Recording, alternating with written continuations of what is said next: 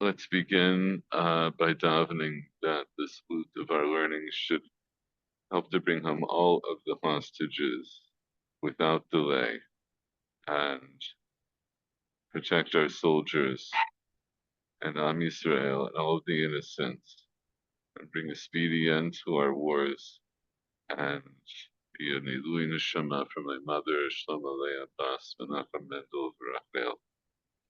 Amen. Amen. Thank you. Yeah, one of the soldiers that was killed on Monday was from our neighborhood, just down the street. So it's been I didn't know that. I don't know the family or anything, but still, it's just when it's closer, you feel it. Even anyway. So No, I know. Actually, I saw somebody was from Beit Shemesh, yeah, yeah, but it was. but They were just down the street. Anyway, yeah, it's not the very first, unfortunately. God willing, it's the last. But anyway, very hard. I so have friends of mine who lost their son in the last few hours uh, of the last Lebanon war back in I 2006. It was, I think, also I don't remember exactly. I think it was also a situation where there was going to be a ceasefire at a certain time, and within that period of time, he was in a tank that got bombed. I So I can't even yeah, imagine yeah, yeah, yeah, how I it know, I feels. know. It's just yeah, yeah. Anyway, Anyway, right, let's do what we can do, which yeah, is yeah, learn. yeah. So last week we looked at the story of Rachav and Yoshua and the shvuah that the Meragli made to her. But back to our sugya. So we had this sugya with Rabbi Yochanan, who was suffering from tzafidna, and he went to this non-Jewish woman, and she made a remedy for him and gave it to him on Thursday and on Friday. And then he also wanted for Shabbos, and she didn't want to give it to him. And finally, she made him swear that he wouldn't reveal it, and he swore. But then he did reveal it. He did reveal the uh, remedy he was given. And so the Gemara discusses how it was that he was able to make an oath, make a shvuah, without actually violating it. So that was our focus last time. This time, we're going to talk about uh, what the remedy was. So here, you can start to read from here. Maya Vadale. My Abdallah, Amar Rav Acha Bereya de Rav Ame, May Suor, Shemen Zait, the Melech. Rav Yemar Amar, Suor Gufia, Shemen Zait, the Melech. Rav Ashi Amar, Mishcha de Gad de Mishcha de Gadpa da Avuza. Right. So, can you translate this? Maya Vadale. What did she do to him? Yeah, Uh, what did she make for him? Oh, what she make for him? Rav Achabari, the son of Rav Amai, uh, barley water, olive oil, and salt. Okay, so I'm going to stop you. Soor here is an aleph, so it's not barley.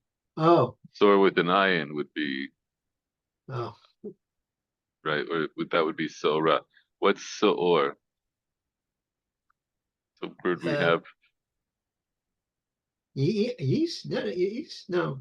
So soor isn't yeast, but we think we associate it with yeast. But what is soor? Soor is a leavening agent.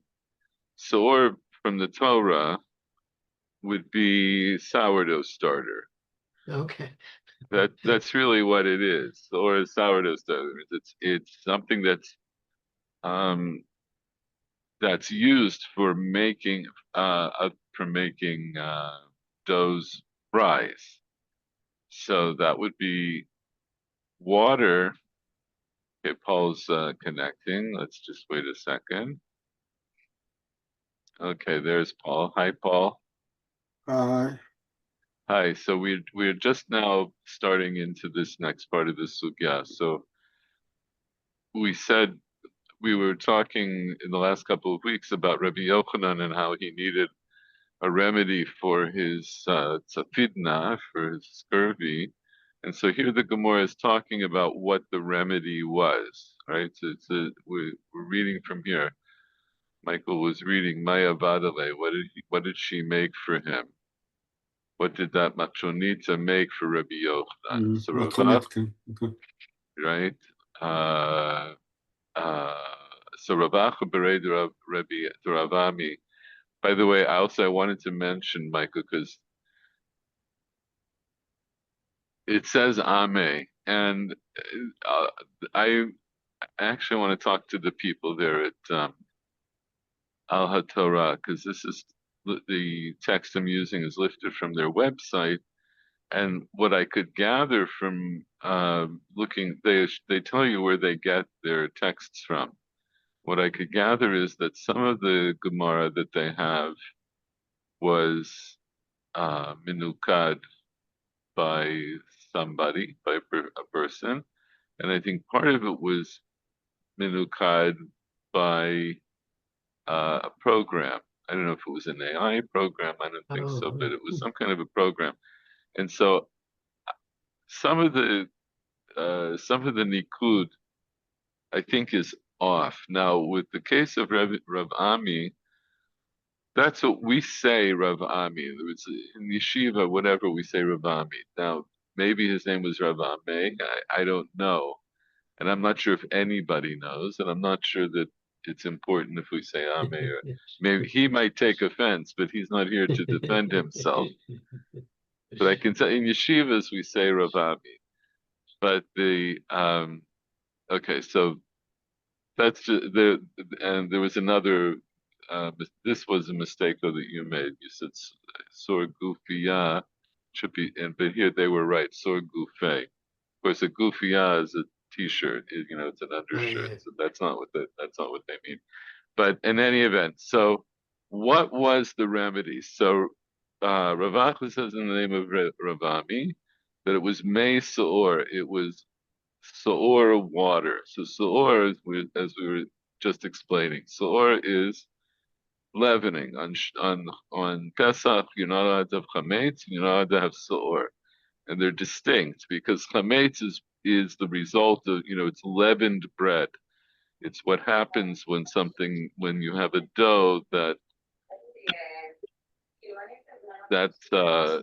becomes chametz. It's a dough that was leavened and rises. Saor is the leavening agent.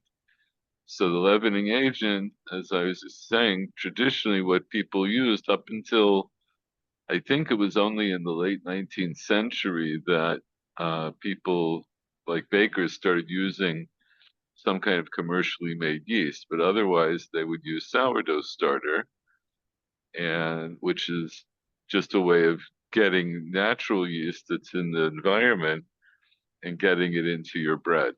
So what's Mesor? What would be Soor water? So I saw different things, but for me, I think it's obvious. I think Mesor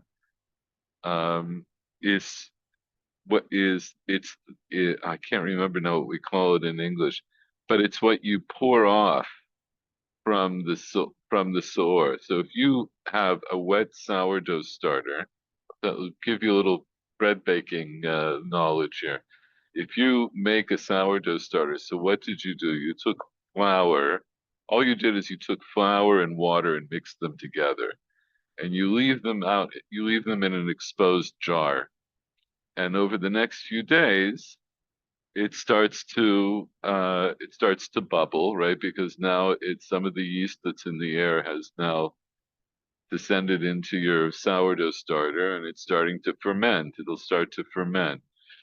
And then what you do practically is, I don't know if it's every day or there are different ways of doing it, but what you need to do is you need to pour off the watery part. It's going to start to sort of separate into a heavier part and a lighter part. You pour off the watery part, and then you'll feed it again. It's called feeding the starter. You give it more flour, and it's a process where you're going to keep pouring off some of the starter. So that starter also has yeast in it, right? Because it's part of the whole. But for practical reasons, you pour it off. Wait, Paul, you're trying to say something and I muted you. What did you want to say? I was muted, yes. I muted Now you, I'm, so now you're not. you muted. Okay. Okay, I but did think you it's want? the same with milk. That's the way you do cheese, no? Also, when you have got, you have a I part which is more consistent, and then you have this water um, about the you milk. know what? I think you're right. I hadn't thought of that, but I guess, yeah, it's part of that process. And Mm. if you can go online now. You can read recipes for how to make sourdough starter and how to make sourdough bread, and they'll explain to you that that's the process. You have to pour off some of that water, so it's not really water because it's water that's mixed in. It's part of the soor itself. I Mhm. think this may not be the correct chemical term, but it might be. Is this an emulsion when you have something like that where things separate? Michael, you're the Yeah. chemist. No, not really. Emulsions usually like water, like tahina is a classic emulsion. It's oil and water mixed together. Okay. Two phases that don't like each other. It's okay. So it's not really okay. It just reminds me of that, but it's not really the same. Okay, but so according to this opinion, this was the remedy. Mesa or shemen zayit, right? Olive oil and salt. Okay, that was one opinion. Rav Yemar Amar Suor Gufay. So Michael, what is Suor Gufay? So urkufei must be the starter itself. Itself, right? The goof, the body itself, Gufay, Gufo, right? So it's the sore itself plus the shemen zayit plus the milk, right? Plus the olive oil and the salt. So either way, all right. So you're getting something very similar, although the Sour Gouffé version, it would be more intense if you're using the actual sourdough starter. And Ravashi says it's Mishcha de Gatba de Avaza. Mishcha is what's Mishcha? Like would it be like an anointing, like anointing oil? Cream. Right. Okay. So Mishcha means it can mean oil or it can mean fat. Gadpa Like is the a wing. Mashiach. Gadpa is a wing, This the avaza of a goose. It's the fat from the wing of a goose. Rashi explains. Mashcha de Gadpa da avaza. So he explains Shuman moach etzem katan shebarosh kanafa of. Rashi says it's very specifically what this is. That this was fat that came from the marrow of the small bone at the head of the wing of the goose. Shikorin Kadniel, I don't know how to say that, which is Old French for Rosh HaKanaf, for the head of the top of the wing. And Sachauto Altsta'av, and he would rub it onto his um, temples. That was that was supposed to cure it. Those were the cures. Okay, so in other words, so there's a machloket between Ravami, Rav Yemar, and Ravashi about exactly what the cure uh, that this Machanita gave to Rabbi Yochanan, and those are the different possibilities. Okay, we're not If going they to are so dwell. far away one from the other, that means that they have no idea. And I Well, the think it's first not two are important. Why the should it first be two are important? the first two are virtually the same, Yeah, right? The they are first two are close, but the either, other one is something yeah, the third one is completely different, right? different. So Lech Teda. I mean, Mm. we really don't know. I think this. See, now we look at Gemara like this with a little bit. We don't necessarily learn this to find out how to cure tzafitna because we have other cures, like we have better ways of doing this, as it were. Let's say, But you can try it. you could try it. Based on what we know, if tzafitna is scurvy, I don't think any of these would be terribly helpful. Maybe they would be helpful for symptoms, but I'm not sure that they would actually do anything. It's pretty well established that the cure for that scurvy is caused by a lack of vitamin C, and I don't think any of these are especially strong. Like I think the Shemen Zayit probably has some vitamin C, but not a lot. And I have no idea what's the content of the fatty marrow of a goose wing. I really don't know. But It doesn't contain vitamin C. The vitamin C comes from plants. No, some. I think so. No? I don't know. In any but I think what I was going to say is, up until let's say a more modern age, people might have looked at these more closely and tried them, right? Because, it is a source to help it. Let's say that. So we're not going to dwell on this, but let's continue. But actually, I was going to say, we're going to see ourselves in a moment how people looked at these. So make this a little bit bigger. There. Okay, Paul, why don't you read Amar Abaye? Marabaye, Ana, Avadi, Lekulhu, Bela, Itasai, Ad de Amar li Hahu, Tayaya. Aiti, Kushiata, de Zeta, de la, Melo, Tilta. Ukelinhu, Benura, Amara, Ratata. Read a little more. והדבק בחכי דרי עבדי הכי ואיתסי. Okay, so that was a lot of Aramaic. So let's see if we can get through this. So Abaye said, כתב Anna, חידה. Anna avadi lekulhu velo itzai. So what is he saying? Anna avadi, I did all of these. Velo itasai. What would itasai mean? It's like a sutta. It's really the same word. In other words, I did all of these and I wasn't cured. So Abaye So says he tried it. That's okay. he tried. So It's he really scientific what he did. yes. So, well, he tried. He was apparently also struck with tzapitna, so he needed to try them. It's interesting because I'm only thinking about this now. Rav Ashi came after Abaye.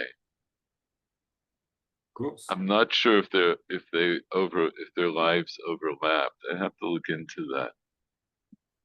Abaye would have been very old when Rav Ashi was very young, I think. But in any event, we're going to set aside the chronological issue.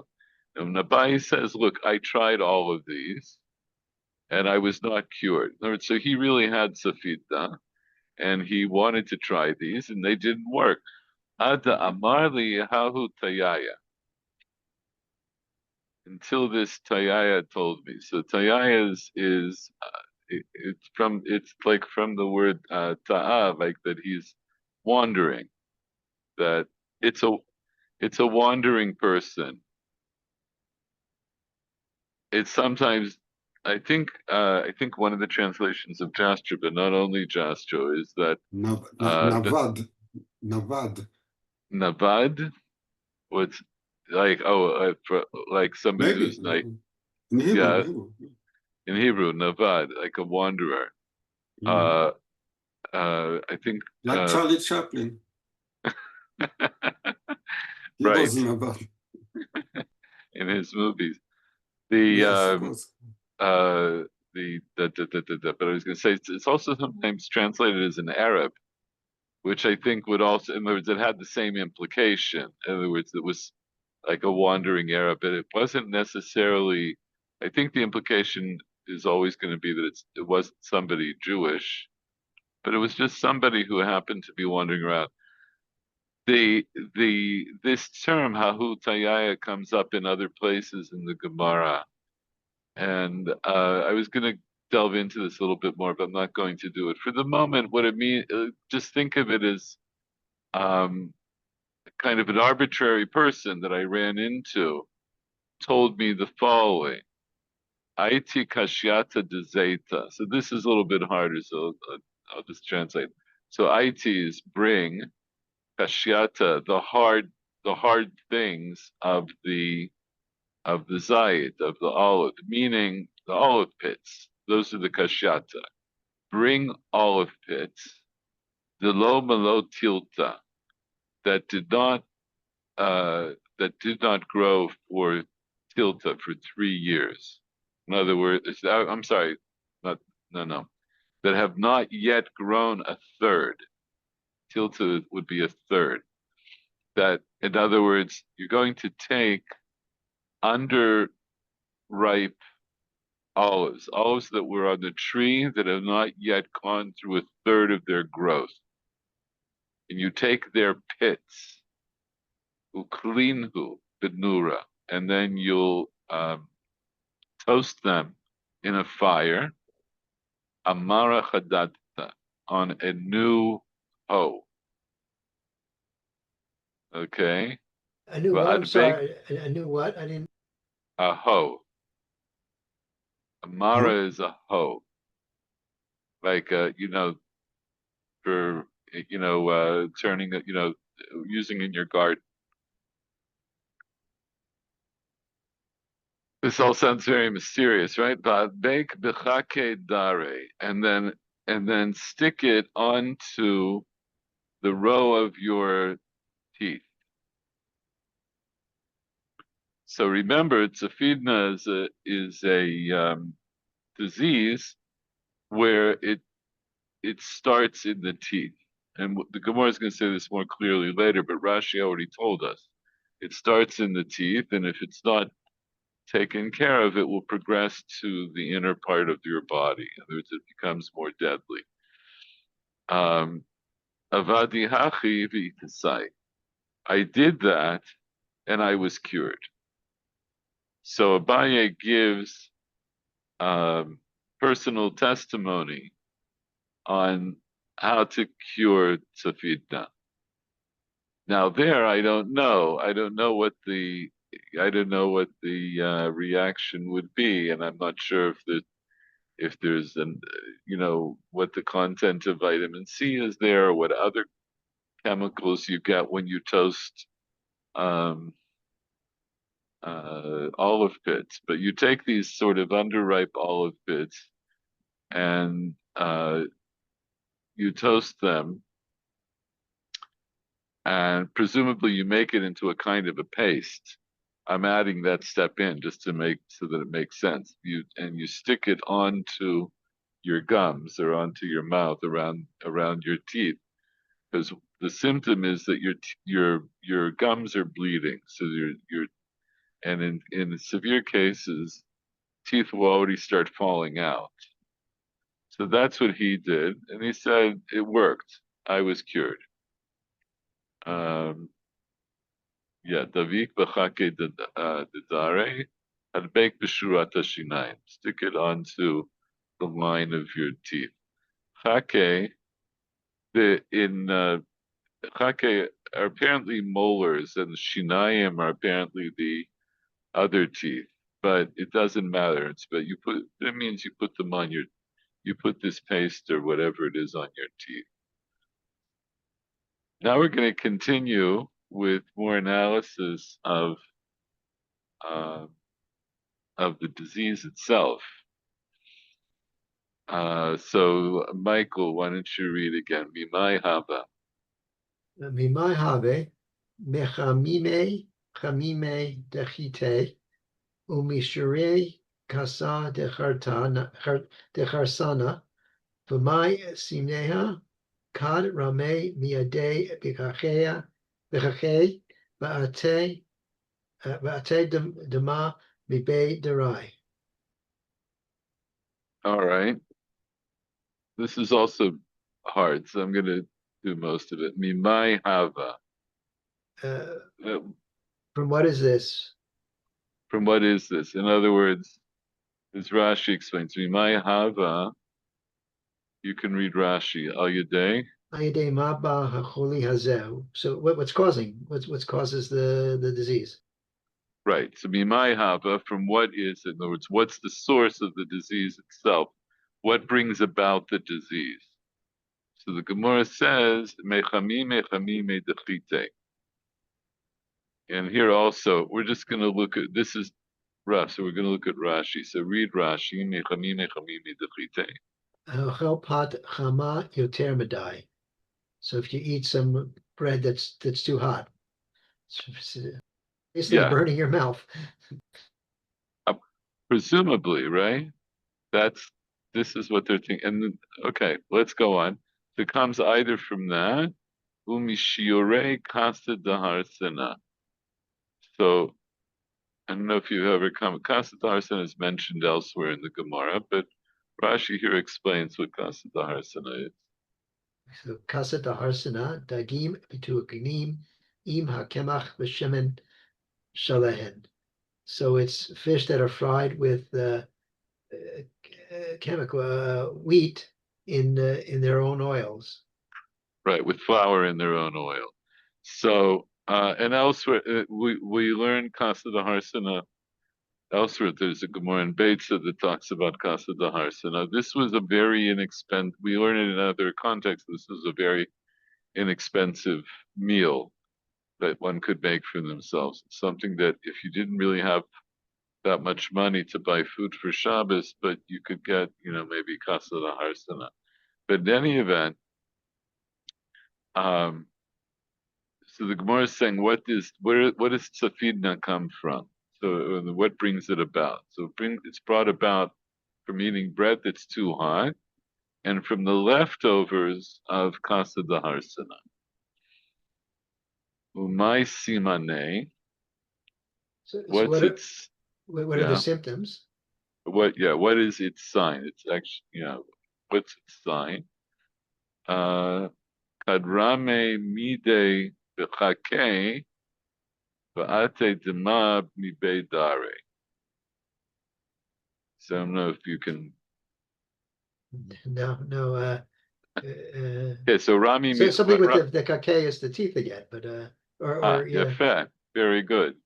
So Rami means literally either to throw. In this case, it would mean just to put. When you throw something, mide means a thing. Right? It really means anything. If you put anything on the teeth, Va'ate demami beidari, then blood will start to come out from the place of the line of the teeth. In other words, your gums will start to bleed, is what it's implying.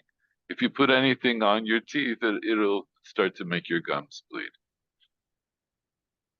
So that's the symptom. The symptom is you get bleeding gums, and it's provoked by putting anything on your teeth. Rashi says, Kadrami mida b'chake, you can read. Kishanoten kalum v'shinav zav hadam misharat shinav. So that when you place something on the teeth. There's uh, a spurting. It's not spurting, but something of blood. Flow, a flow. Hmm? Oh, flow of blood from the line of the teeth. So that's what that's what that is. Okay. So this was a little practical information about Safid now. I'm going to point out now before we go on, because the next we're going to continue on in this discussion of Safid now. This sugya also appears in the Gemara and Avodah Zarah. I don't know if either of you are trying to do the Daf Yomi, but I know they're doing Avodah Zarah now. Okay, so there it's brought in a different context. It's brought in a context of um, having refuah from an Oved Avodah Zarah that's generally forbid. And okay, it's enough. We don't have to say more than that. But this sugya appears, this part of the sugya appears there, and I say that also just to explain in advance what Rashi's comment is going to mean. But we're not looking at Rashi yet. Okay, so Paul, why don't you read Rabbi Yochanan? Rabbi Yochanan כי חש בצפי דנה, עבד אחי ושבתא ואיתסי. ורבי יוחנן היכה Eichi.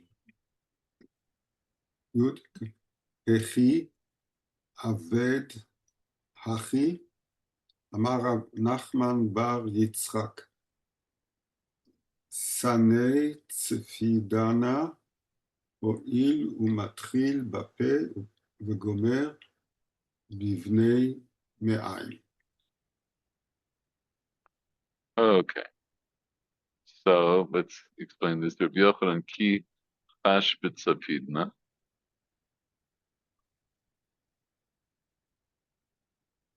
Rabbi Yochanan, he felt that he has got this Safidna. Right, so ki would be like kasher, scurvy. He felt right. He had the feeling that he had tzafidna. Avad hachi b'shabta v'itasi. Avad hachi. Avad means asa. Uasa achi. Uasa kach. B'shabbat. V'itasi. So he did like that on Shabbos, and he was cured. So, what did he do on Shabbos? He used one of those remedies. I don't know which one. Right, we're not sure which one because there was a machok. Right, that was what we did before. There's a machoket from later Amoraim about what exactly the remedy that this matronita was that she gave to Rabbi Yochanan.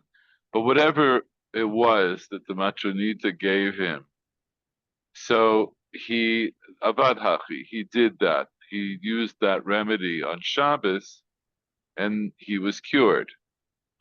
So here In the one Gemara day. that So probably he didn't have this Safidna. well remember This is also a question, because maybe different people have got some problems with their teeth, but it doesn't mean that they do have this scorbut, or how do you call it? we don't right. We Maybe don't know. they just have bleeding teeth, which could come, which could have also other reasons. Okay, but we'll see in a moment. From what you read, we have to say more than that. But first we'll say this is what he did. And the other thing is, it wasn't just one day because Rabbi Yochanan. This would have been which day was Shabbos? How many days of treatment would that be? It would have been the third day. Would have been the third day because the story was that he went to the matronitza on Thursday and on Friday, right? Oh, And then okay. and And then on Shabbos he felt better. It's Okay, so kachaze. So whatever, it was his third day of treatment, and he was cured. So the Gemara asks Rabbi Yochanan, Heichi Avid Hachi. Rabbi Yochanan, how did he do that? In other words, how could it be that he would do such a thing? What's the Gemara asking? What are they concerned about? What do they mean? What are they questioning? What would be the problem with Rabbi Yochanan doing this remedy on Shabbos?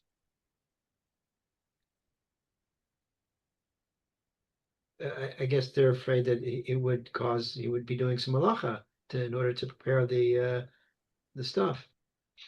Well, okay, so actually he didn't have to do any malacha because, as we said, there's already a gzeira not to take medications on Shabbos, and the gzeira is based on the idea that you may come to pulverize herbs, right, to crush herbs in order to make it.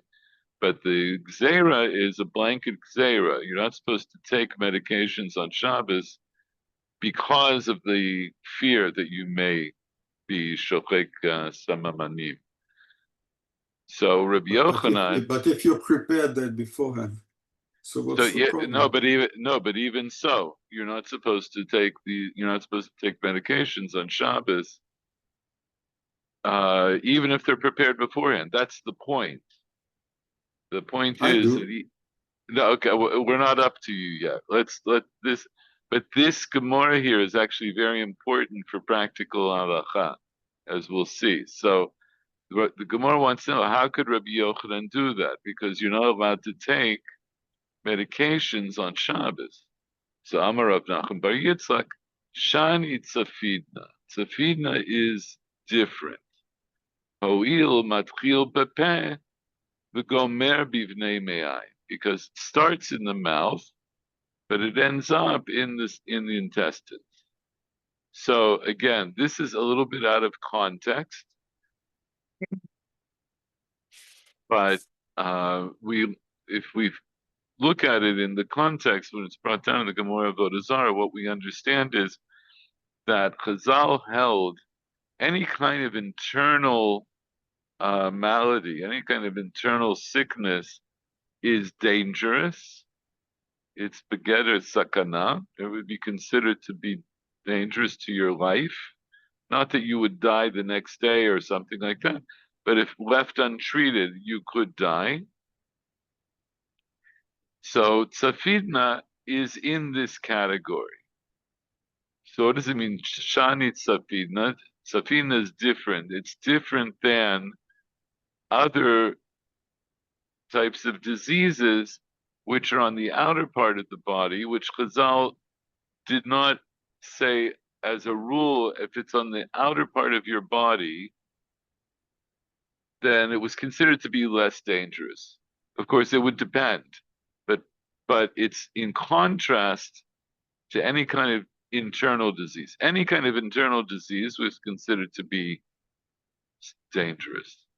So tzafina is different than any other kind of, in the context, it's really the mouth disease. The Gemara there distinguishes between the outside of the body and the inside of the body. So of course the Gemara wants to know, so what if it's in your mouth? Is that the outside of your body or is that the inside of your body? So tzafidna is an example that's brought because it starts in your teeth, but we understand, so you might say maybe it's the outside of your body and maybe it's not something you would treat on Shabbos, but we know that tzafidna is something that if left untreated, it will descend into the inside of your body.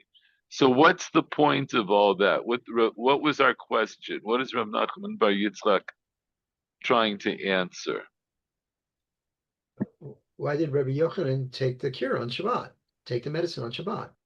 Right, and what's the answer? Because it was a real sakana. It was very dangerous, so he was allowed to do it. Right. So what you learn from that is, of course, if you're in this category of the sukan, then you do take remedies on Shabbat, right? Because it's to save a life. And this is, so now you'll see, Rashi here says, Rabbi Yochanan hechi avid hachi b'chulei. Rashi says, lo garsinan lahacha. We don't learn this part of the sugya here. We don't learn this here. Ela b'masechet avodah zarah. We learn it in avodah zarah. In other words, it's not really that pertinent to our discussion here. Our discussion here, well, you know what? I'm going to leave it at that because it gets a little complicated. But Rashi says we don't learn that here. This is one of these cases where Rashi's girsa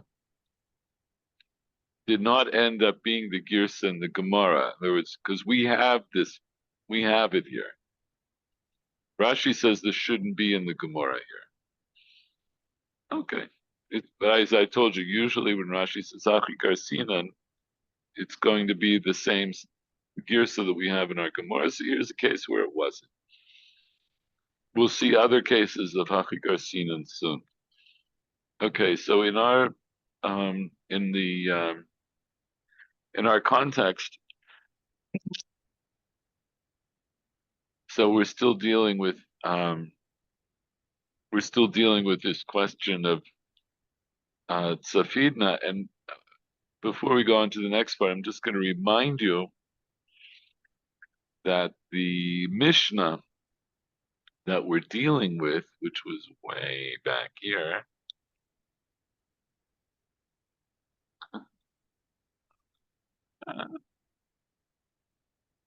did I go too far? Here we go. Here we go.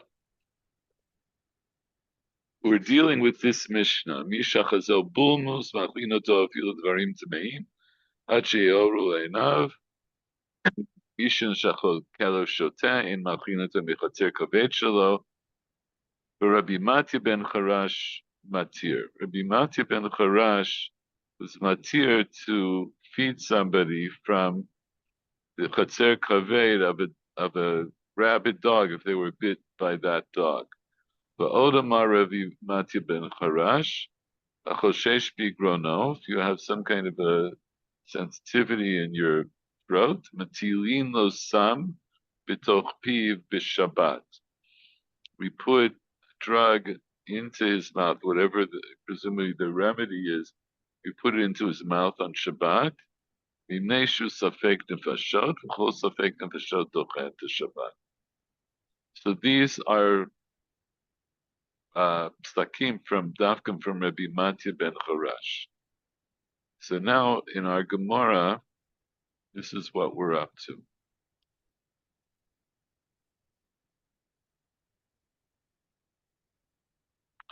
Okay. Michael, why don't you read a Marley? Marle Rav Chia bar Abba le Rabbi Yochanan, command, Rabbi Mattia ben Charash, Damar Hachoshesh Bapiv Mitilim lo Sam B'Shabbat. Amarle Shani Omer Bezo V'lo B'Acheret. Okay, so let's translate this. So Rav Chia bar Abba said to Rabbi Yochanan, from whom? Or like whom? Like whom? Like Rabbi Matya ben Charash, that he said that one whose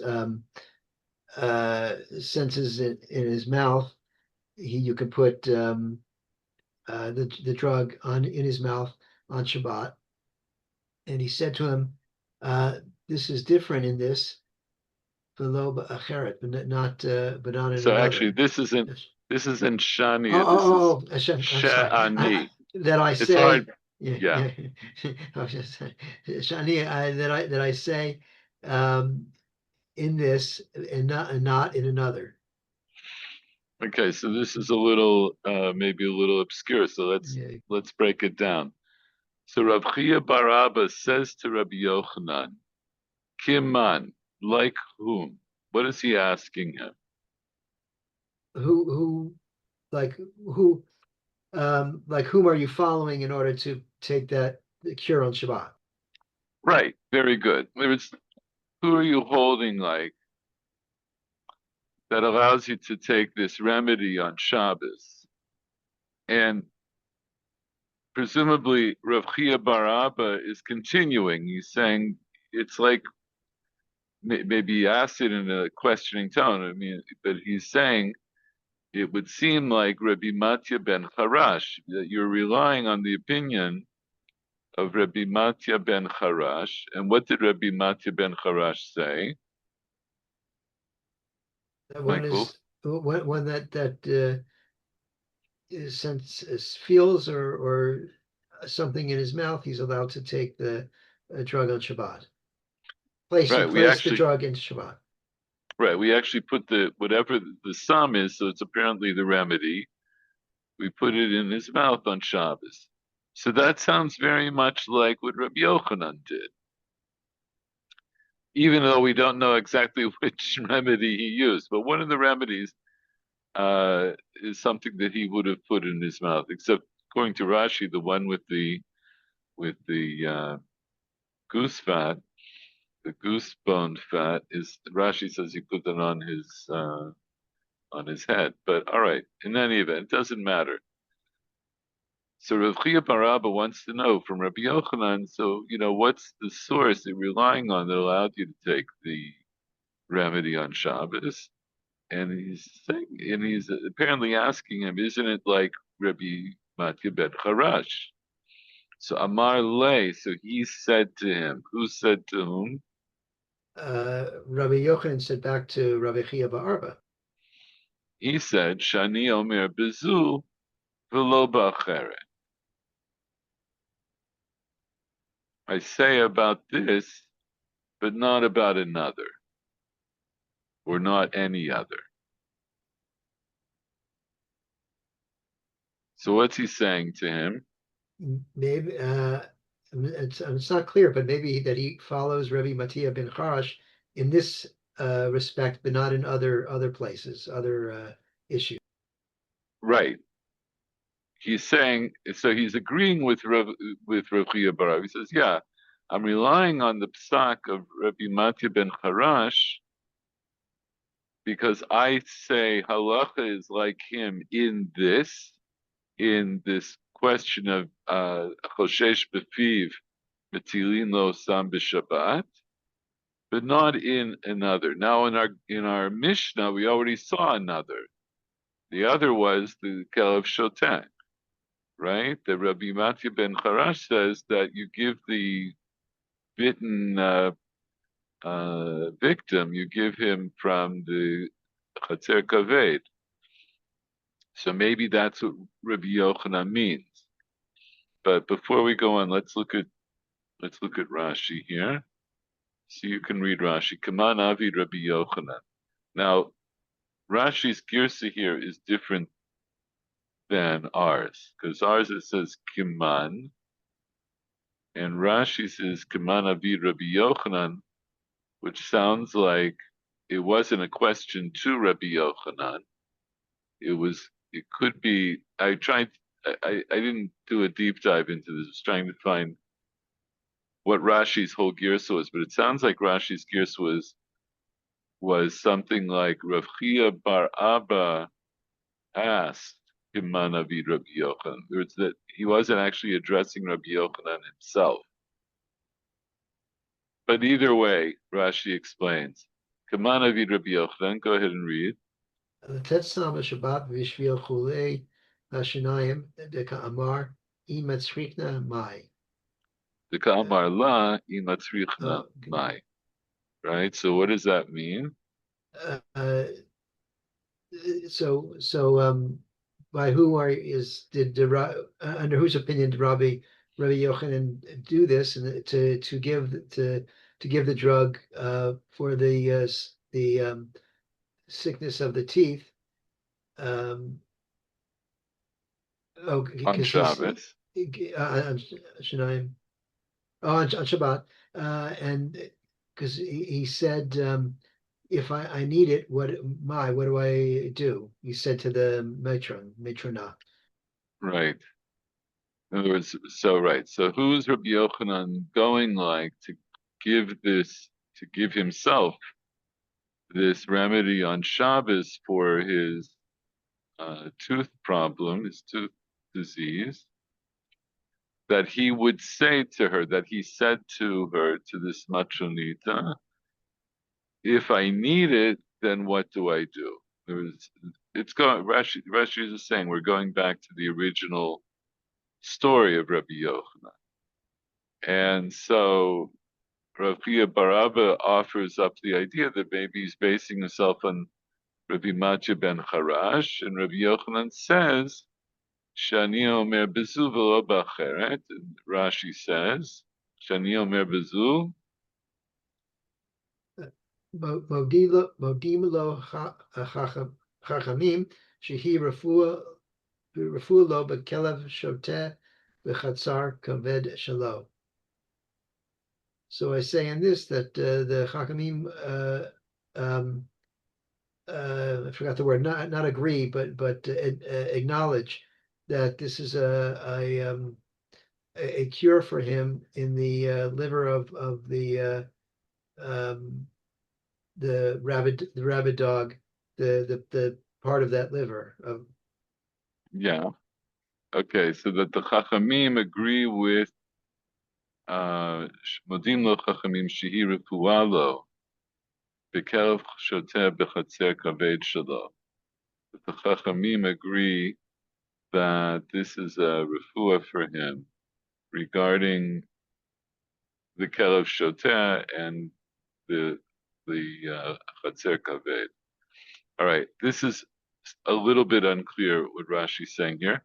So we're going to read more to find out. But what we understand is basically what you said.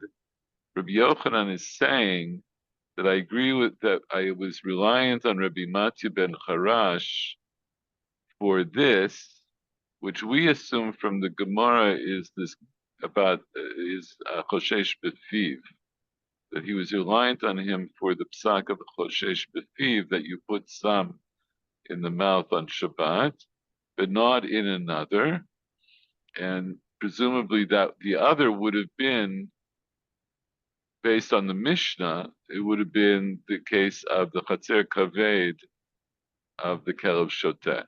All right, so let's read a little further. So, Paul, you read the next part. Lema Messiah. Lema Messiah le. מי שאחזו ירקון. מאכילים אותו בשר חמור. מי שנשכו כלב שוטה, מאכילים אותו מחצר כבד שלו. והחושש בפיו, מטילים לו סם, מטילים לו סם בשבת, דברי רבי מתיה בן חרש, וחכמים אומרים, באילו אין בהם משום רפואה. Okay. What does this mean, Lema Messiah Le? It's bringing a variety that. למה? No, Lema. Michael, you could say Lema Messiah Le. So let us say that this helps him. So it's bringing a variety to help Rabbi Yochanan, or it's not clear to me what. So it's either going to be a siyua for Rabbi Yochanan or it'll be a siyua for Rabbi Chia bar Abba. For the moment, we'll see. It's going to be for Rabbi Yochanan. So, in other words, because what did Rabbi Yochanan say? He said, I hold like Rabbi Matya ben Harash in this, but not in something else.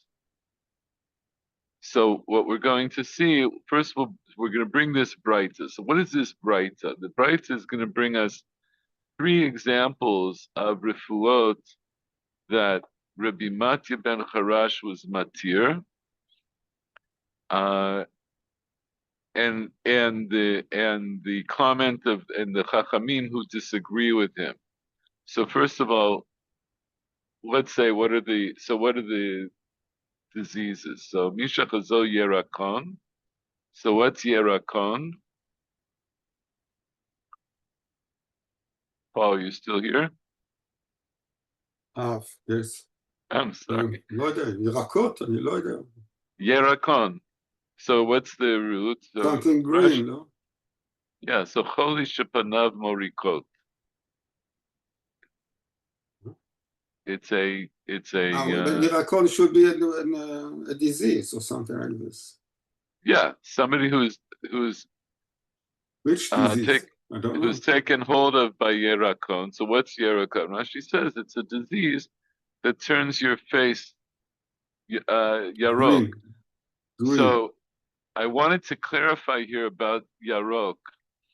So we always translate Yarok as green, but this is a case, and there are many cases like this in Chazal where Yarok wasn't necessarily green. It could be green, or it could be yellow, or it could be greenish yellow.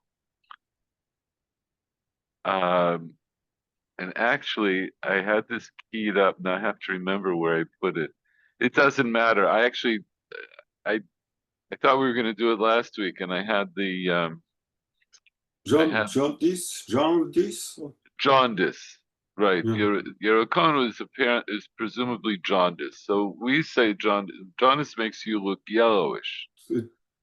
Jaundice comes from French jaune. Jaune is yellow. Oh, so there you go. So it's jaundice. I was just going to say I had downloaded this color chart to show you, if you know the spectrum, right? Yellow and green are right next to each other. And of course in the spectrum, it's not like you have yellow and then you have green. It's a range. And colors, the way we think of colors, or the way we define, like the words that we use to define colors, were not necessarily the same as what Chazal used. And this is an example. So Yerakon doesn't necessarily mean, or when Rashi says Cholisha Panav Morikot, he doesn't necessarily mean that your face is green. It could mean that your face is yellow. It's jaundice. Anyway, that's just a little bit of a linguistic aside. But so somebody who is struck by jaundice, Machilinato Bisar Chamur, which I saw really woke Paul up. You give you give him meat from a donkey, right? Which of course is not a kosher animal. But that was the cure. That was supposed to be the cure. And then the other ones, we know the other ones are mentioned specifically in our Mishnah. Mishnah shachokero shotem achinatem echatzar kavek shalo, v'choshesh b'fi metilin sam b'shabbat. And the b'shabbat,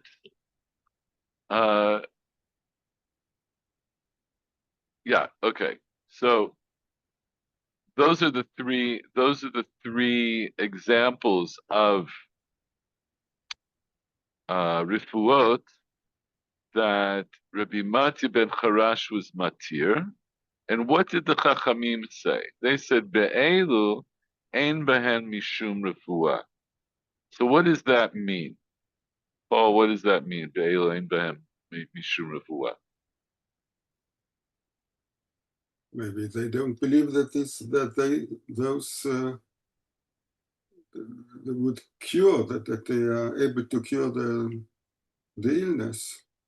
Okay, and if they can't cure the illness, then what? What would be their psak? You shouldn't eat it.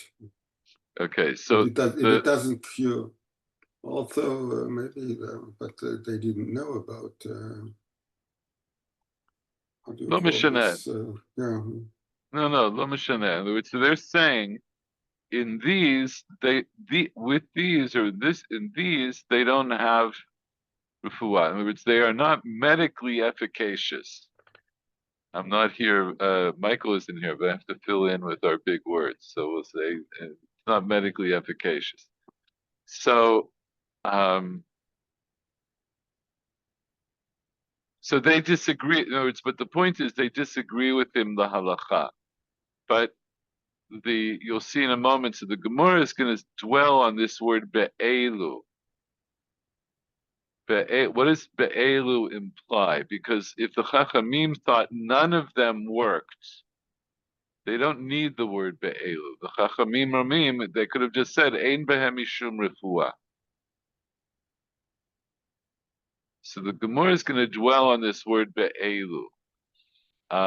So Michael, be'elu. Be'elu l'mo'tai my love l'mo'te sam, lo l'mo'te makizim dam lisronchi, hey. Echinami mistabra, Titania, Shlosha Devrim Amar Rabbi Yishmael ben Rabbi Yossi, Sheshma Mishum Rabbi Matya ben Charash, Makazim Dam Lis Ronche B'Shabbat, V'mi Shenishko, Kelev Shote Machlinoto B'Chatzar, Kaved Shalo V'Choshesh, B'Piv Mitilin Lo Sam B'Shabbat, V'Chachamim Omrim Be'ilo Ein Behem B'Shum Refuah. Okay, I realize now it's getting late.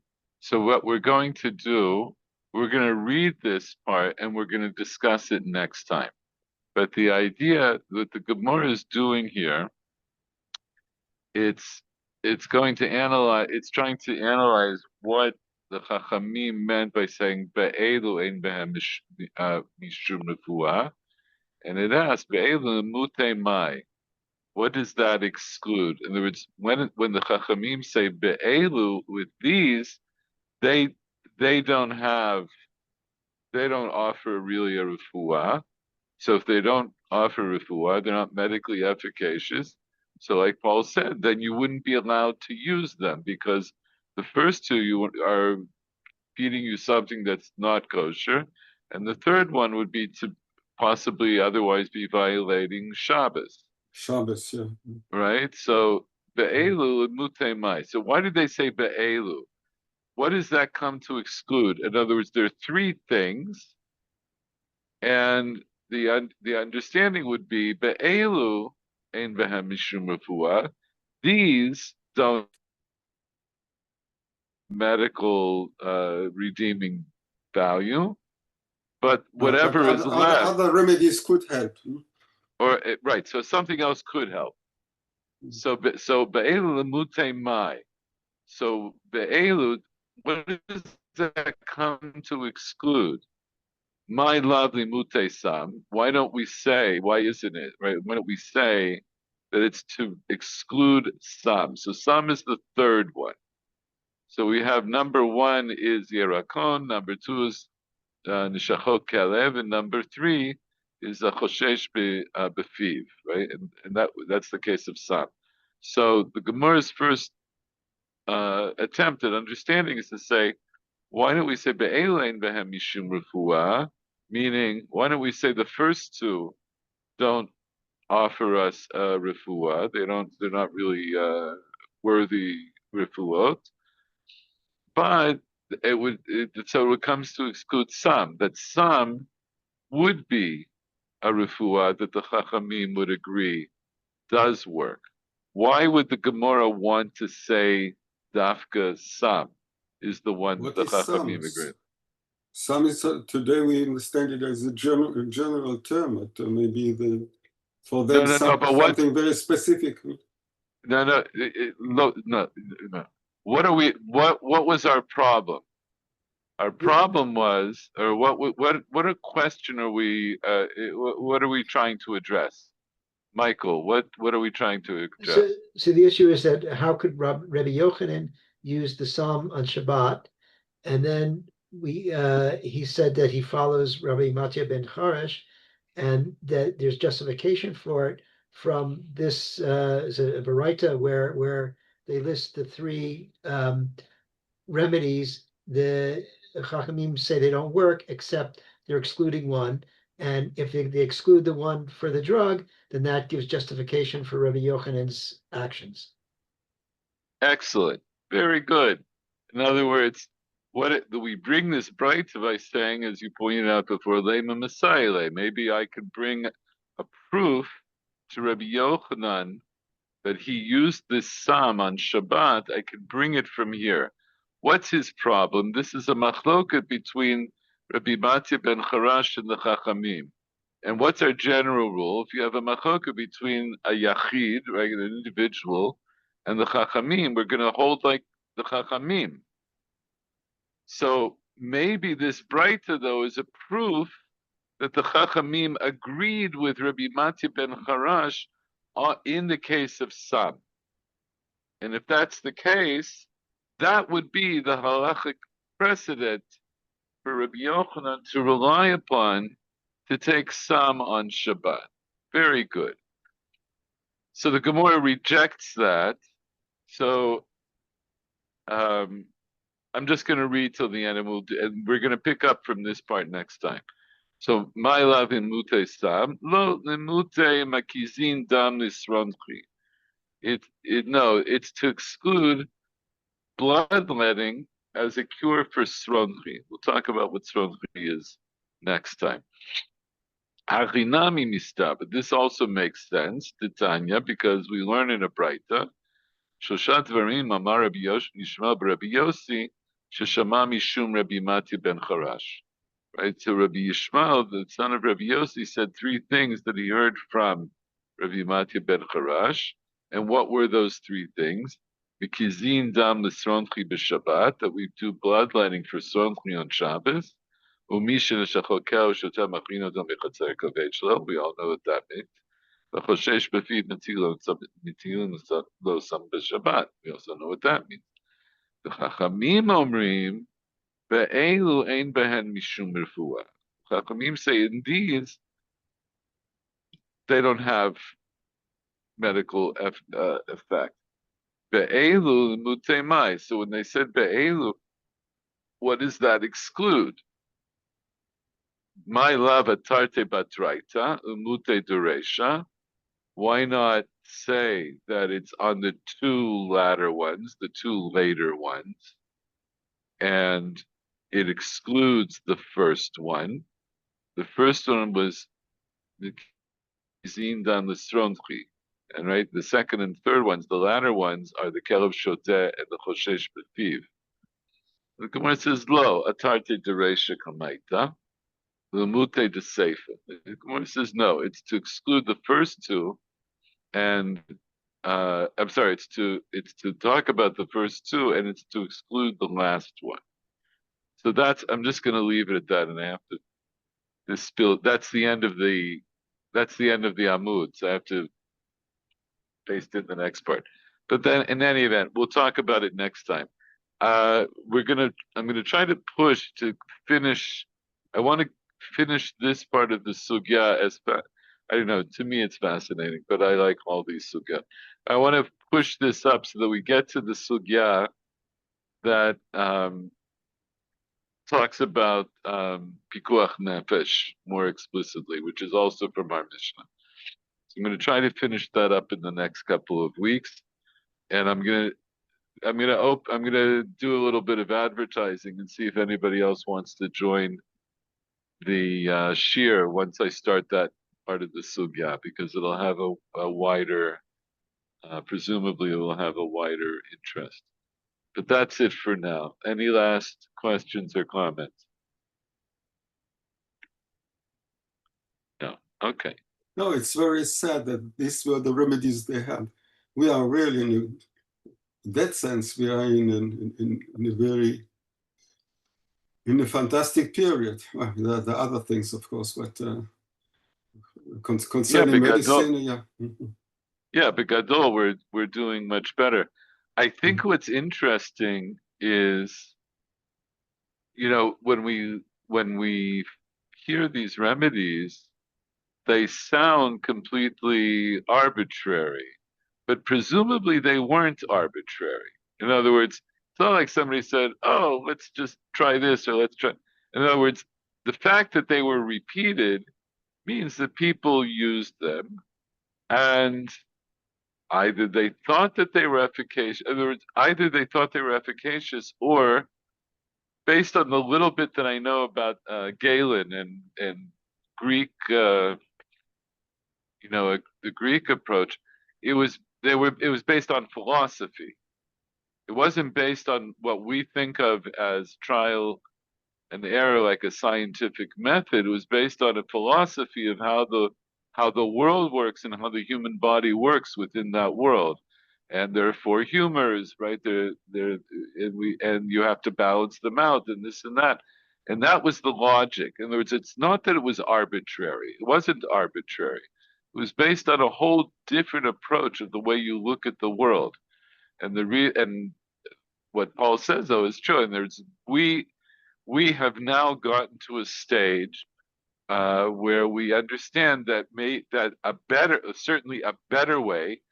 I don't know if it's the best way because human progress is not. We haven't ended yet, right? And we also know. I mean, I was just reading this. There was an article I was just reading yesterday in the Atlantic about how public health, how the public in the United States lost faith in public health authorities. And a lot of people point to the way the coronavirus was handled and with the shutdowns and all of that. But it doesn't start there. It goes back like the last, I don't know, 20 or 30 years, that there were different things that the author claims that public health authorities made very public recommendations that there's evidence that they were more politically motivated than medically motivated. I won't go into the whole story, but there is something to that. There is something. So you prefer the Minister of Health, of Trump's Minister of Health? I certainly who doesn't don't. want to take a medicine if he doesn't know how to read the content or something like this. No, but I think one of the points I think one of the points of the article is how did we end up with the head of the Secretary of Health and Human Services? How do we end up essentially with a quack who clearly doesn't understand anything? One of the reasons is because the public health authorities they did things that broke trust with the public. So now they think, we can't trust them. Why don't we go with this guy? Because he says we can trust him. But that's how things happen. That's how it happens. Anyway, it's not our business here. But just to bring it back to what is our business here, is that I don't. My sense. I mean, people study this, right? The history of medicine, the history of science. My sense is that it was a whole different standard. It was based on philosophy, and if it failed, in other words, people didn't necessarily, do this kind of statistical analysis. If it failed, it would be because, we didn't do enough of this. We didn't balance you out enough properly here, or you didn't listen. That presumably. But on the other hand, medicine as a profession lasted, it was always there. And of course, great rabbis like the Rambam and the Ramban, they were, so it's not that they didn't know anything, but their whole approach was just a completely different worldview, and so much of what we take for granted are changes in attitude that happened literally just in the last couple of 100 years, and maybe even less than 100 years. There were different. The whole germ theory doesn't get proven until the 19th century, and even then, not everybody believes it. Right now, we take it for granted, but that wasn't. Not everybody believed that there was such a thing as germs that did all these things. So, lo yodea. In any event, nonetheless, we will still be able to squeeze out of these sugyot practical halacha like we saw today. So, what did we see today? We saw that because tzafidna is a disease, even though it starts in the mouth, in which case you might think that it's not something you have to treat on Shabbat. But because it was known the progress of the disease is it would eventually affect you internally. And then that would be considered a sakana, then you are allowed to treat that on Shabbat.